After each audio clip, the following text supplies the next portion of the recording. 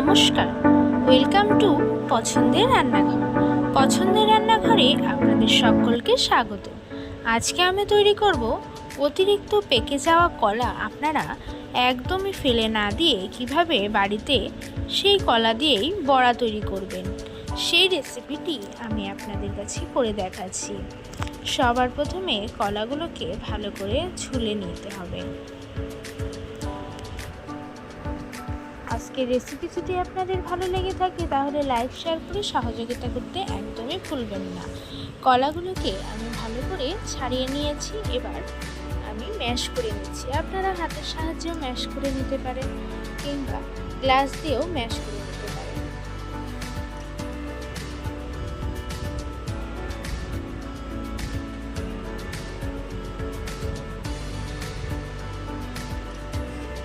দেখুন, আমি কিন্তু খুব ভালো করে ম্যাশ করে নিয়েছি।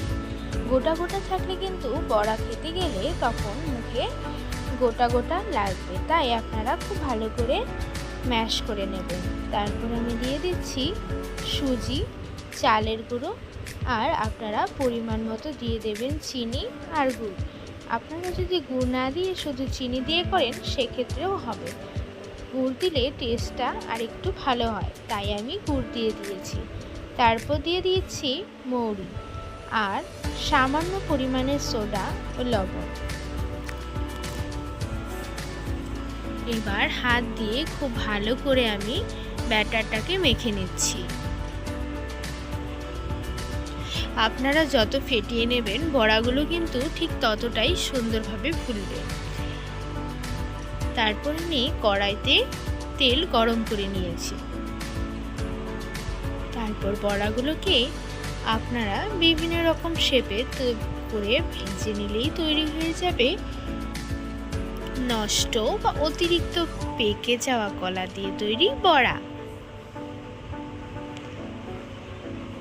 কলা তো ফেলতে হবেই না, উল্টো দারুণ স্বাদের একটি রেসিপি তৈরি হয়ে যাবে। সন্ধ্যের সময় তো এরকম রেসিপি করে খাওয়াই যায়, তাই না? আজকের রেসিপি আপনাদের কেমন লাগলো অবশ্যই কমেন্ট করে জানাবেন আর শেয়ার করতে ভুলবেন না। এবার উল্টে পাল্টে লাল লাল করে ভেজে নিলেই তৈরি হয়ে যাবে এই সুস্বাদু রেসিপিটি।